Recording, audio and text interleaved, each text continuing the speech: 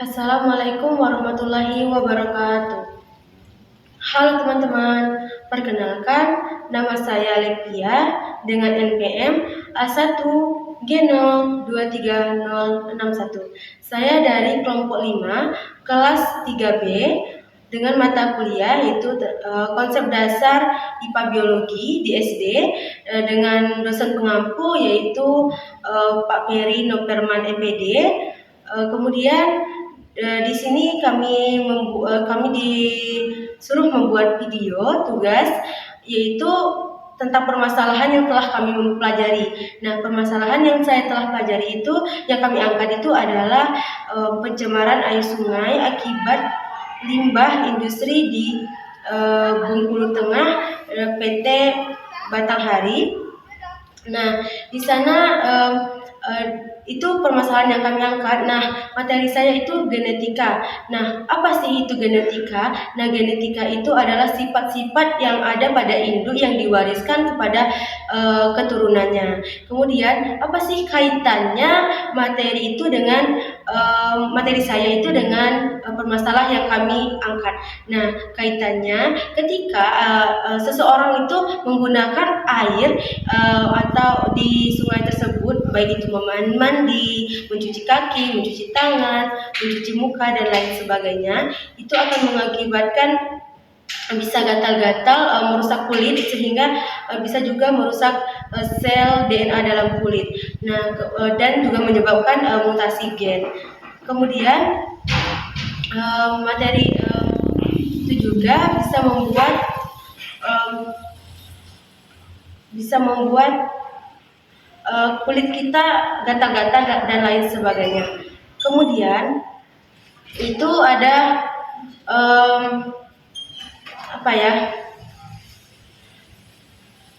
dampak. Nah, dampaknya tadi itu yang saya omong tadi, kulit gatal-gatal, bisa juga mutasi gen dan sel kulit dalam DNA itu rusak dan lain sebagainya.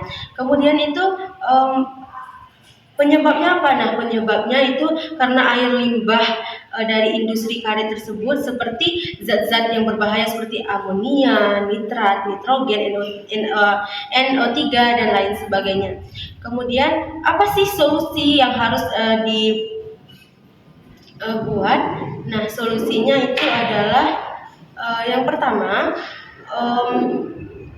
solusinya itu kita menanam eceng gondok. Nah, menanam eceng gondok itu kita meletakkan atau menaruh eceng gondok itu di dalam air sehingga eceng gondok itu bisa menyerap zat-zat yang ada di dalam air tersebut. Nah, kemudian kan eceng gondok itu bakal menyebar dan semakin banyak. Nah, untuk mengatasi tersebut supaya tidak kalau semakin banyak itu semakin juga merusak populasi ekosistem di dalamnya, kita mengolah eceng gondok tersebut menggunakan mengolah eceng gondok tersebut mengolahnya menjadi pakan entok atau program kami itu menjadi eceng entok karena kami mengolah eceng gondok tersebut menjadi pakannya entok. Kemudian apa sih keterkaitannya dengan solusi dari materi kami? Yang pertama itu adanya membuat pakan itu, solusinya yang pertama itu kita membuatkan. Nah, solusi kimianya yang pertama kan di dalam eceng gondok itu banyak serat dan juga ada protein dan lain sebagainya.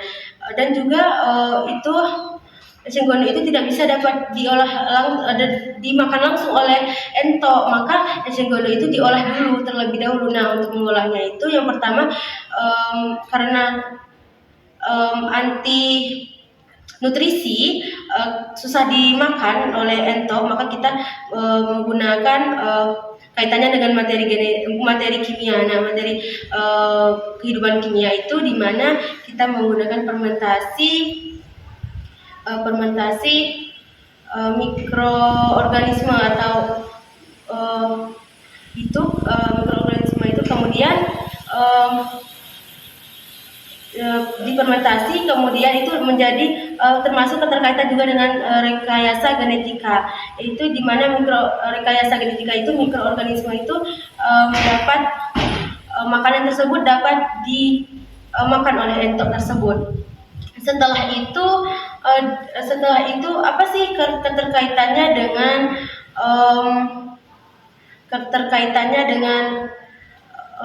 hewan? Nah, keterkaitannya dengan hewan itu di mana hewan tersebut kan makan tumbuhan entok, bukan tumbuhan entok, memakan eceng gondok tersebut yang sudah diolah itu pakan entok itu.